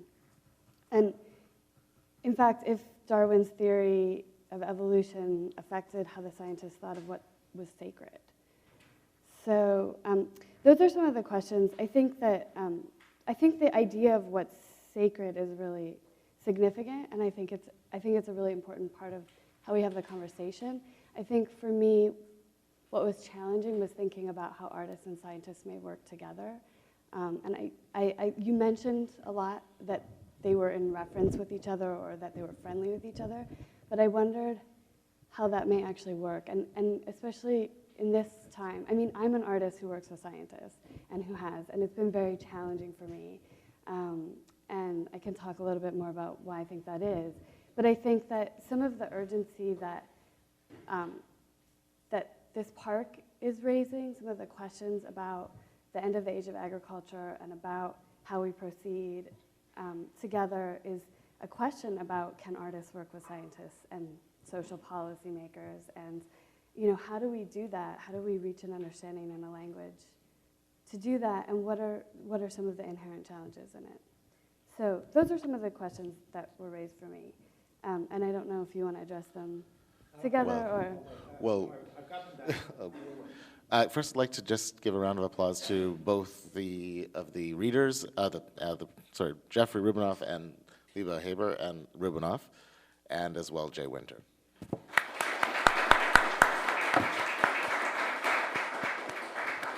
Seems to have generated some electricity, which is good. We'll proceed into the dialogue. Liba, you raised 5 questions. The spirit versus the sacred. What is the relationship between that? Why were artists more theosophists and science more spiritualists? Artists were represented as canaries, why not scientists? A little bit more of the political nature of spiritualism as and why they could be co-opted. What happened during World War I or in that time to the sacred, and did Darwin's publication of The Origin of Species affect the secularization of scientists and artists, and what happened to the sacred? Those are the questions, and Jeff raised a number of questions related to the end of the age of agriculture, the engine of innovation of the capitalist economy being attached to the military-industrial complex and its implications. A lot of these, so we've got a set of questions from Jeff, we've got a set of questions about the paper, and we're going to have to really dig into this. So I'm really hoping for our panel, and I'm really hoping that our students have had a chance now to think about it. Any members of our audience participants, please make yourself known. Charo is at the back with the mic. And I just would like to start with anyone who's got a comment. Okay, at the front. Thank you all for the stimulating conversation. This is just a kind of comment and a question about the issue that Liba has raised about the relationship between artists and scientists, which I think goes very much to the heart of a tension that we've seen all weekend long. We've seen both this notion that the task of the true artists and the true scientists are similar, are parallel, if not the same. And Jeffrey has pointed out many times his interest in rationality. You spoke of the need for rationality, and that clearly puts you very much in sympathy with the true and effective scientist. But at the same time, we've heard over the course of the weekend many anxieties about the failure of social and democratic control of science, in the proliferation of nuclear weapons, in genetic modification that Jeffrey has talked about. And so there seems to be a real tension here in these two visions. So on the one hand, we have this idea of the artist who does original art needs to be isolated from the kind of commodifying or homogenizing forces of mass culture. I just wanted to point to a very famous debate between Thomas Kuhn and Karl Popper that some folks may know about, and this was really just exactly what the content of that debate was.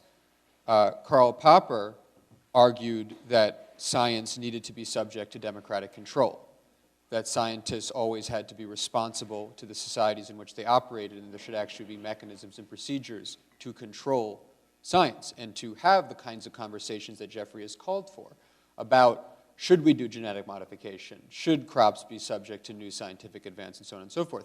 Thomas Kuhn, although he's sort of seen today as this kind of, in some circles, as a liberalizing figure, was really the reactionary in that debate.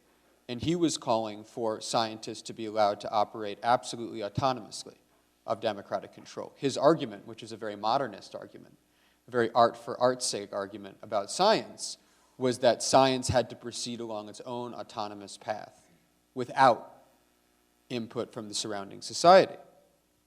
So there's an irony here in my mind, which is that Kuhn's argument for science without democratic control is very much the vision that I've heard this weekend to some extent of the original artist.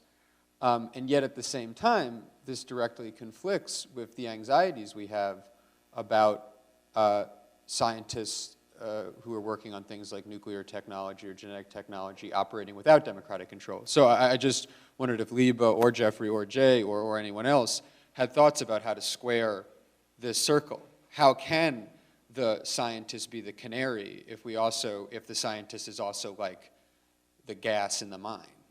You know. Okay, Annette, do you want to respond? Okay. And then we'll... I just wanted to follow with Jeremy and say that it's a very long dialogue. And you made me think of the one between Einstein and Freud after the First World War, which is absolutely the same topic.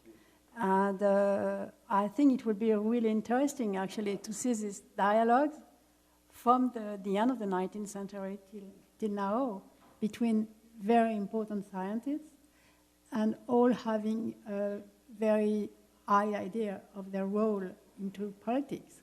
And I think Einstein and Freud, 1927, 1928, they were real canaries. And this dialogue is absolutely fascinating. So we have a lot of canaries to see around. It's just that we are perhaps not always aware they are there. So it was just my comment. Can I go on with I just wanted to know what the name of that was. Is it published or? Oh yeah, it's okay. Maybe one of the students it's could called look it up and we can. On war. On war. Yeah, it's a very famous piece. Someone could look it up and we'll print it up. Go ahead. I just wanted to say a few words on religion, since it's supposed to be my specialty, war and faith. And to tell Liba that there is a lot of work on that, and I think some very interesting thing. And I will say a few words by answering Jay, because the story of religion and politics, I think it's a little much more complicated than what you just said. And I will take the example of very devout Catholics who, in the same time, believe in spiritualism and try to put the two together. And the most famous in France is probably Gabriel Marcel, who is a very important Catholic philosopher, but would do spiritualism all his life. And he began when? During the First World War, because he had to help people who were so in terrible grief because they had lost their son. They wanted for any means to find them, and Jay is the person who found out about spiritualism during the First World War.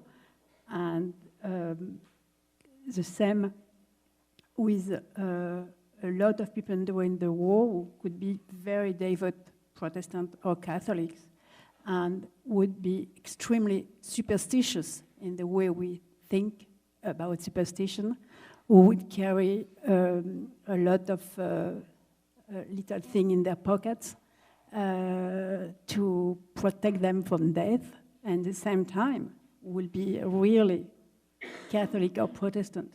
And just to stop short with that, it's a case also for Kandinsky.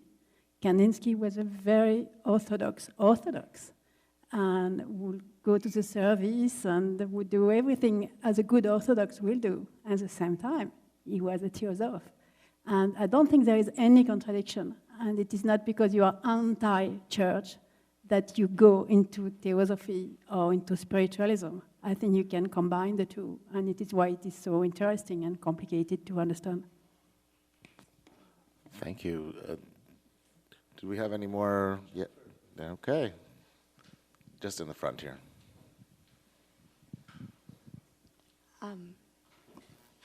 I think it should be on. Yeah, Jay's heard me say this before, and but it's sort of following on what Annette had to say, which is that there's also this sort of, you set up this opposition of sort of established churches and feminists, and that, you know, if you're a feminist, then you're into spiritualism, and that is in some way opposed. And I think that's a really reductive way to put it, because, you know, as I've said before, for example, in the late 19th century, you have this enormous flourishing of like Marian cults, and that's not coming from above, that's coming from below. And that is, you know, ordinary people like looking within their, you know, religious framework for, you know, a way to sort of, I don't know, celebrate the feminine in a way. And there is already a place where that exists, and it is coming in a lot of different directions. And like, people can believe multiple things at once. And I think saying that, you know, you're into this means you're against this, I think that's applying a few kind of avant-garde, interesting people's ideas to everybody. And that's always the danger of cultural history, because we pick interesting people, we pick artists, we pick, you know, people on the edge to look at because, well, they're more entertaining. But ordinary people are doing, you know, there's all these currents within what ordinary people are doing, which in some ways reflect what our interesting characters are up to, and in some ways work against it. And I just don't think it's quite that simple. Okay. A few responses, perhaps, to some of the questions that were raised, and Briefly, I think there are three things to say. The first is, in the Marpingen case, you get the Prussian army stamping all over these visionaries of the Virgin, and the literal apoplexy that the Vatican authorities had about what to do with these women out of control is something that might make your story a little less democratic than it sounds. Yes, there are movements from below, but they know very well how hard it is for them to coexist. Oh, isn't it on? Is it on? I haven't done a thing. Is that better, or is the battery's gone? All right, all right. How hard it is for them to coexist with the reactionary authorities, and I'll use that word. Yeah. But let's not forget the power of the hierarchy of the Roman Catholic Church in all of these respects, to have the authority that is challenged by direct visions of the Virgin. And I think the second point to say about the notion of the sacred, you know, the spiritual and the sacred that you were raising, is that this Annette has written about it extensively, that the state hijacks sacred language, and indeed in the case that Annette knows best. Imagine somebody coming to talk about putting the Sacred Heart of Jesus on the tricolore. My God! I mean, this is the republic that separated church and state in 1905. If you want to talk about hijacking, you've got a pretty good example of how it operates in the French case, and you know, there are many others that we can talk about. But I think the final point that I wanted to raise, and this to me is broader, and that is, my worry, Jeffrey, is about low-tech war. It's about child soldiers in Guinea and the Ivory Coast who don't need any technology to hack off the arms and limbs of literally thousands of people engaged in warfare that is endemic around the world. And it strikes me that what we need to do is to multiply the dangers of wars that have very different faces, that are terrifying, but are different from the one that you just described. And if we imagine the field of cruelty that exists in the Middle East as well, which is something I think Liba knows a lot about, the Lebanese or the Palestinian stories, there are dreadful futures that we need to imagine as ones we need to worry about and think about, that have multiple sources that are separate from the ones that Jeffrey refers to, that I don't doubt have equal nightmare qualities to it. But I just think we shouldn't underestimate the mutant quality of war to create different forms of destructive power that can be used by all kinds of groups in all kinds of ways that are happening now. I'm not talking about next year or 10 years from now or potential nuclear winter or whatever. I'm talking about the low-tech winter that comes across African or Latin American or Asian societies that are present to this day. And it's those that make me really fear for the future of rationality. It's not consistent, in my view, with any historical approach to assume that war will be one thing. It'll be multiple things, and they'll go in different directions. My hope is that the way of dealing with the question about the end of the age of agriculture is to see that war has outlasted it. And it's gone into directions that are probably very difficult for scientists to have predicted, or for strategic scientists like Herman Kahn or anybody else. There is I would say the unlikely outcomes of the late 20th century are ones that are inconsistent with the nuclear debates that took place so strongly and were perfectly valid and important to have. Yeah, of course. Is mine working? Yeah, you're okay. One of the aspects, and I think I said it earlier in my presentation, is the primal scream against residual tribal warfare. When I really became aware of this, and it really shocked me, but just the awareness of how we remain from a point of view of tribal conflict was in 1979 when the Ayatollah came back into Iran. The awareness that I had at that point was I thought tribalism was on the wane, that it was on its way out. And when there was a kind of sense in the 1960s and the 70s that we were moving ahead and beyond tribalism. And that was a movement of which we would be active in. So one of the residual aspects of ourselves and what takes us back to war that I felt was really important, and this is one of the things about the end of the age of agriculture, as seeking it, not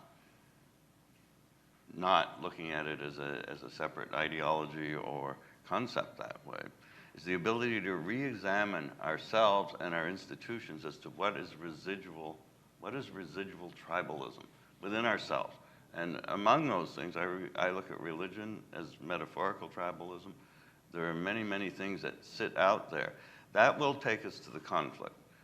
The aspect of agriculture that was so significant was not that there wasn't tribalism before agriculture, but how strongly it reinforced it, and how that grew in magnitude from a tribe that might be 50 people, 75 or 100 people, to whole civilizations that saw themselves tribally, which we see, that residual wolkishness, as that grows back into that type of tribalism.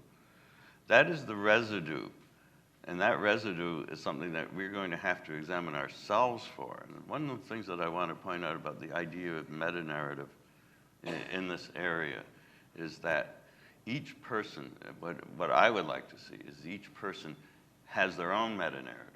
And that's the part. It's not my meta-narrative. It's not your meta-narrative. If the students are there, then what they need to revive within themselves is their own meta-narrative. And that's the part that's been missing from the kind of conversation that I would like to see us headed towards. That meta-narrative of post-agriculture means a self-examination. It doesn't mean an examination of everyone else. You're going to have to look inside yourself first. And that's usually, you find some pretty bad stuff in your own closet. That's the first place to start. Get rid of the stuff in your own closet. But that's the idea of that. And that's the idea of the end of the age of agriculture, is this introspective search first, and then how to communicate that and the necessity of doing it. Okay, I have had a patient couple of participants. Debbie, you want to take the mic and take it away? I think it needs to be green, yeah. The question that's been going around in my mind for the length of the time that we've been together is, where can we look for a moral compass on which to base decisions that are so vital to our world today, decisions about things like scientific research, global violence, and innovation. And I go back to the brochure that was put together and a common vision that was stated, and I'll just read it to you. Rubinoff and Winter both perceive a great danger that postmodernism can delegitimize the knowledge and capacity for insight central to the future of human affairs. It's huge. Both chairs see the urgency that a troubling historical trajectory of anti-humanism ideology, coupled with highly destructive and widely distributed weapons, will continue to gravely threaten civilization itself. So when we come back to this shared vision, I think that's the basis for my question. And then I see a continuum between the people in this room, from people like myself who are more generalist to others who are specialist. And within that continuum, I also wonder vertically, where do we look for this moral compass? Do we look to spiritual movements or thinkers? Do we look to different academic disciplines or a combination of academic disciplines? Do we look at philosophy, which I guess could be considered a scientific or, well, one of the academic disciplines? Do we look to arts? Do we look to provocative writers? Do we look to the youth? Or a combination of all of these? And then the other continuum I look at is between the individual and the collective. So moving all the way from the individual to our countries and the world as a whole. So the moral compass is what I wonder about when I listen to the discussions of this weekend. And I wonder if anybody has any idea for future forums as to where we might find that moral compass. It's a big question. Thank you for that big question. Does anybody want to address that? Oh, Esmina, you want to address that? Okay. Actually address it, but...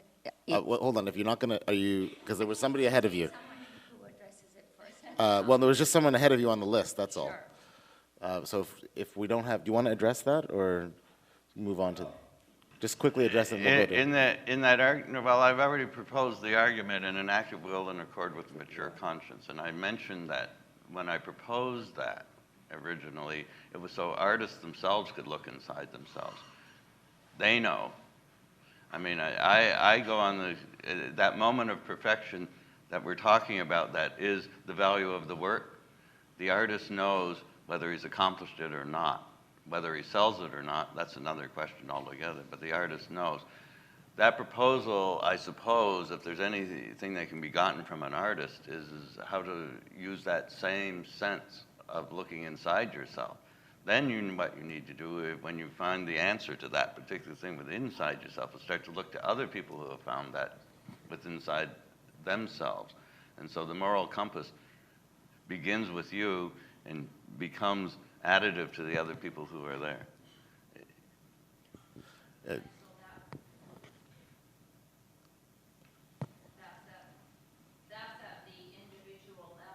Individual level is where it has to begin. I can't see how this can alter otherwise. Just one, make sure the light is green. You just need to push it a couple times. I agree with you, and then I wonder how we affect change that is big enough to make a difference from that point. Well, I think the dialogue begins, and the dialogue begins with another person who has also arrived at the same point. And once you have a few people who have arrived at the same point, they now speak to other people who may have arrived at the same point. we do have all this communication from the military-industrial complex. We really ought to use it. So you can see how fast something that people are trying to communicate can be communicated if the numbers grow. I, as an artist, don't expect numbers to grow. I expect that, you know, each artist is probably unique and is pretty much in isolation. I can at least know from that particular thing, an active will in accord with a mature conscience, is you can look inside yourself and judge yourself from that particular point of view. And I think that that's where it begins.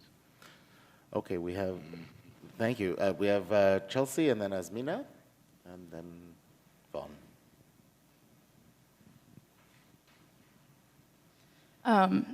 I definitely don't have an answer to the moral compass question or anything, but I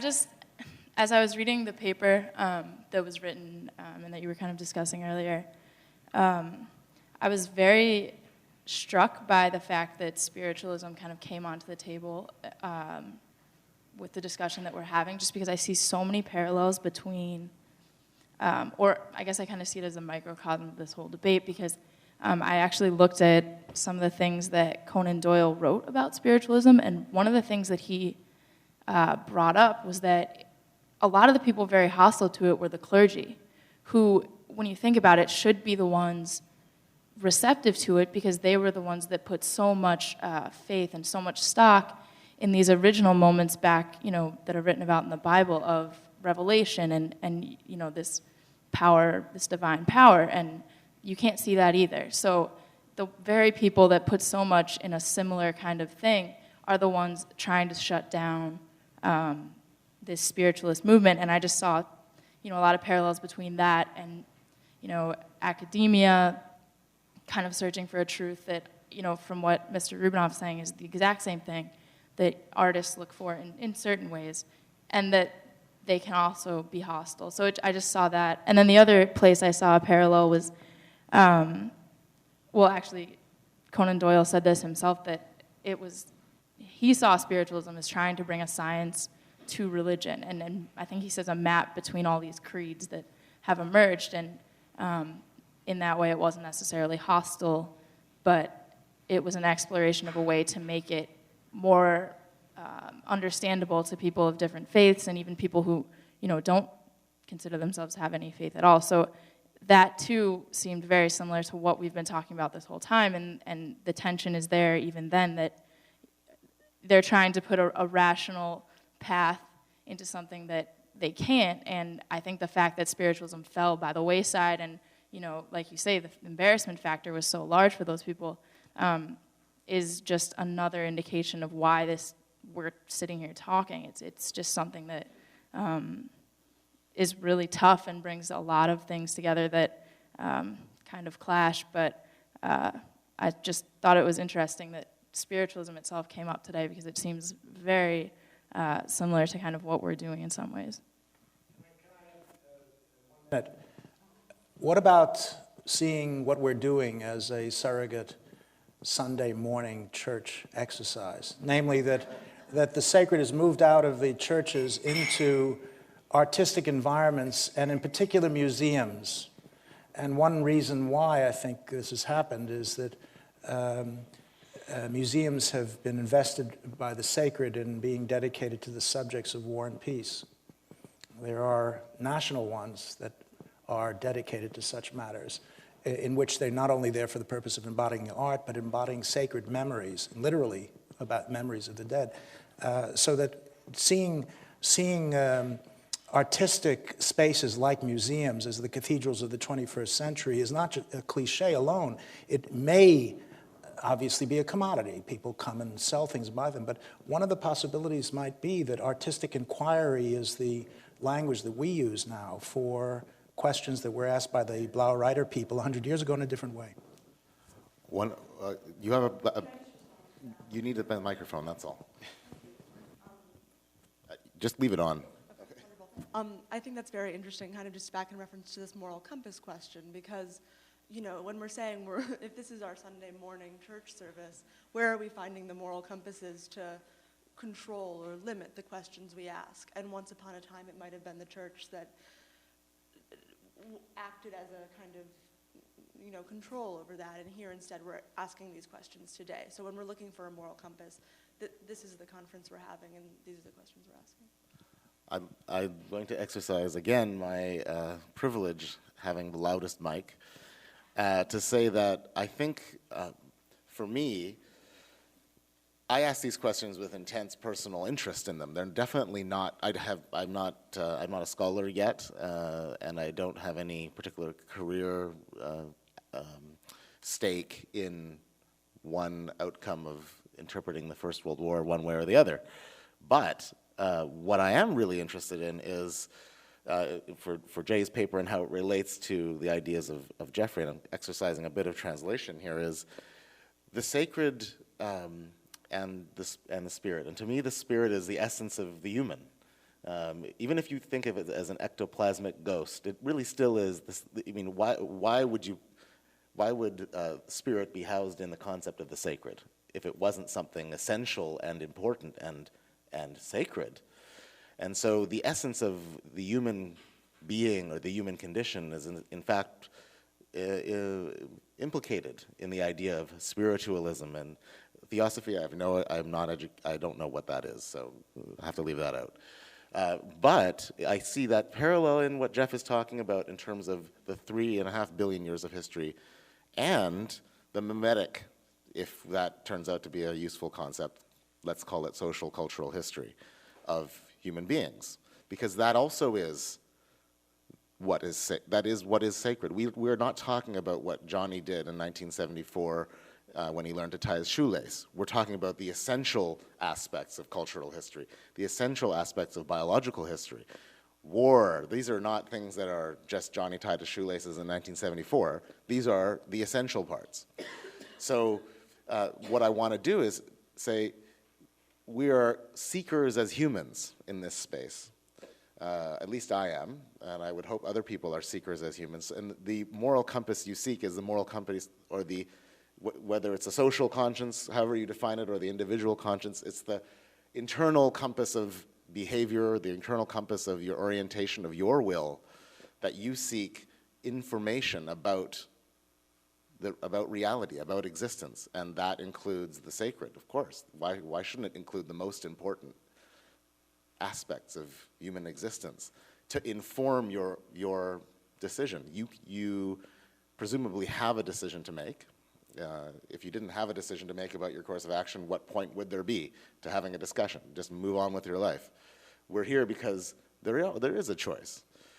And so that is, I think, very key, to move from just the discussion of the past events themselves to a place of integrating those past events and the knowledge of those past events into our moral compass, if you want to call it that, or our individual conscience, or social conscience, or active will, or emergence, however you want to call it.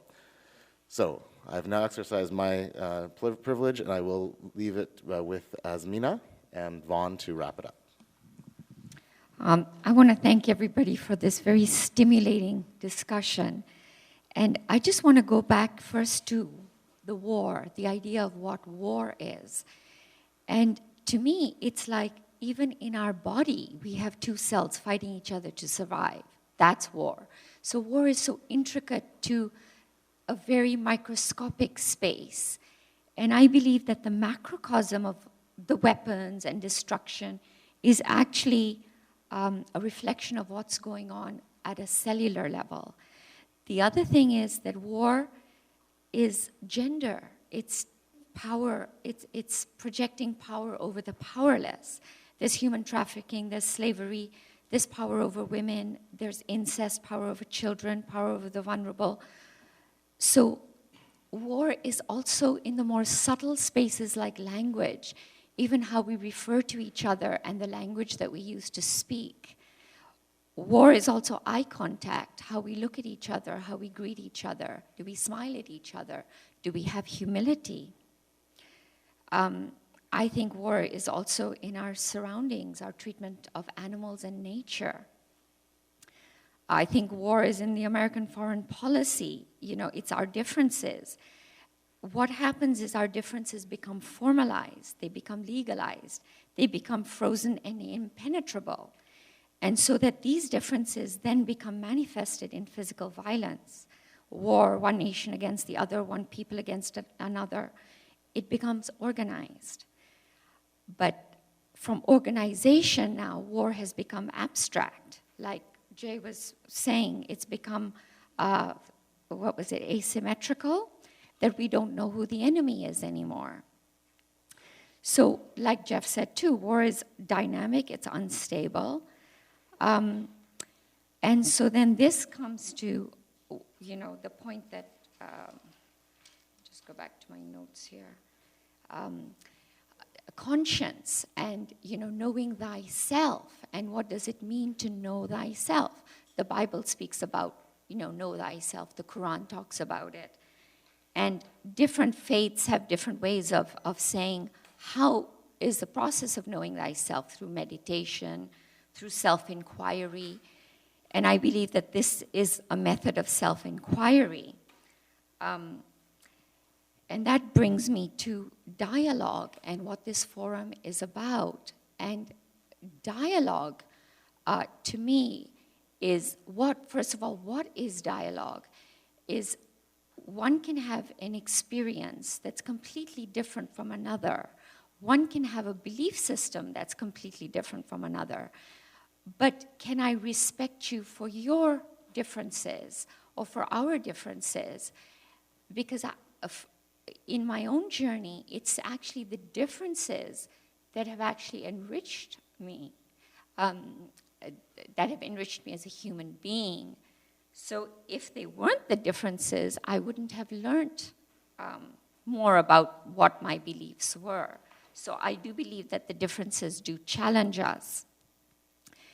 And so when I come back to this, this dialogue, in order for the dialogue to continue, first of all, it has to be pluralistic. And to be pluralistic, it means involving people from different arenas.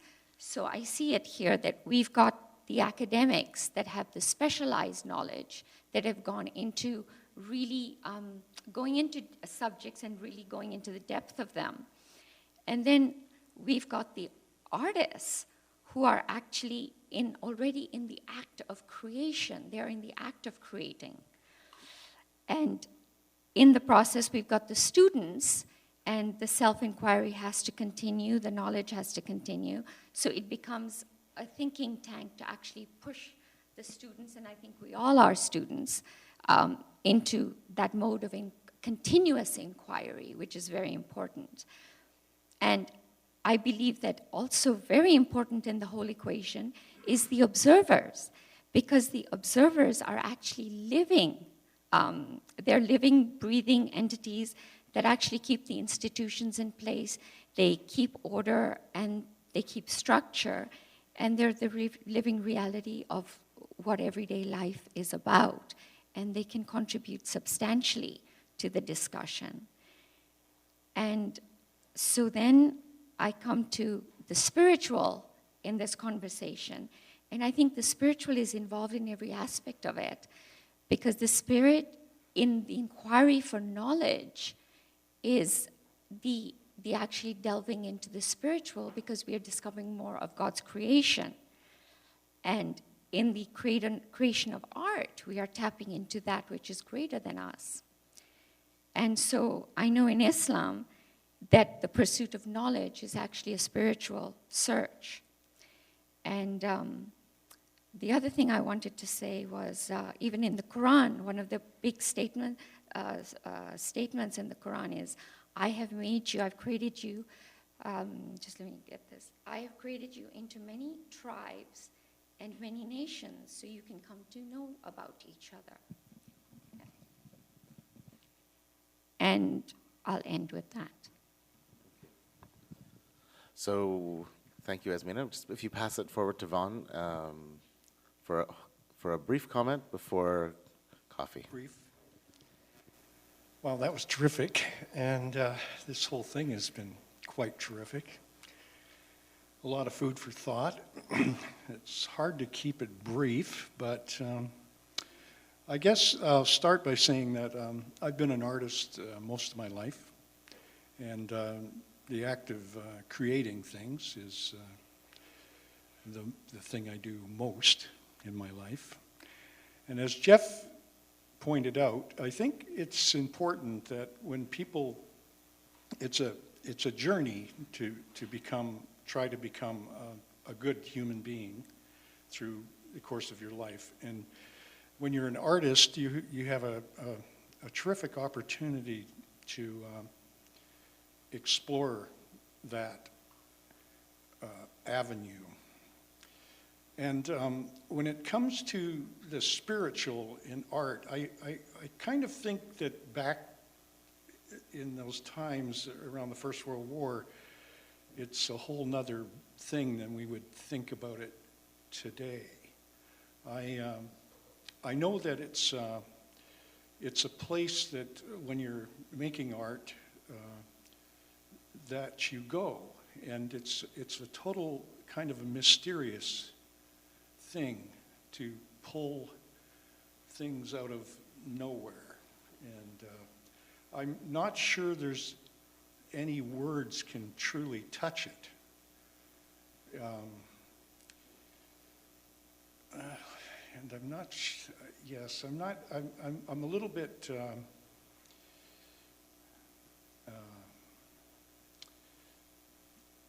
well, I don't know. I guess I'm losing my thought here about. You said that there's a mysterious place that you go to, and I'm just wondering if you think that that's a sacred place. It is a sacred place, yes. And okay, another thought I was thinking is when you produce a work of art, what is this? There's a transfer of your energy into that, whatever, if it's sculpture or painting. In my case, it's painting. And as you progress through your career, you have people compliment you on work that they have purchased or whatever. And they say, well, and I even have letters from people that live with the work for a period of time, and they say, well, there's something I get from this.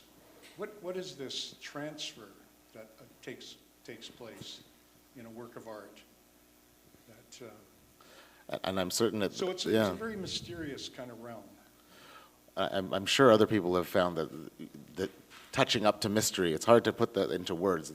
I know you get something. there was a time not too long ago where I was looking at a sateen, and it just made my body get chills. And it was basically just a still life of a fish on a platter. And there was something there that just spoke. And that to me is a very mysterious thing. And also the notion of genetics. I know when I first was looking at cave paintings, I had a sensation that I could have done that. So that's that deep sort of psychological kind of genetic attachment to this humanity. Well, I think we'll end. Oh, Maria, yeah, please. Yeah, I would just like to add a footnote. From a writer, I write fiction as well as nonfiction. And the process is the same for most of us here. I don't think that artists or writers have a monopoly on what happens when we engage with intellectual thought or whatever you want to call it. Or even a carpenter working on a beautiful table. I mean, this is something that we all share, and maybe that's a starting point. Well, it's also going to be the ending point for this, and I'd like to give us a nice round of applause. Thank you.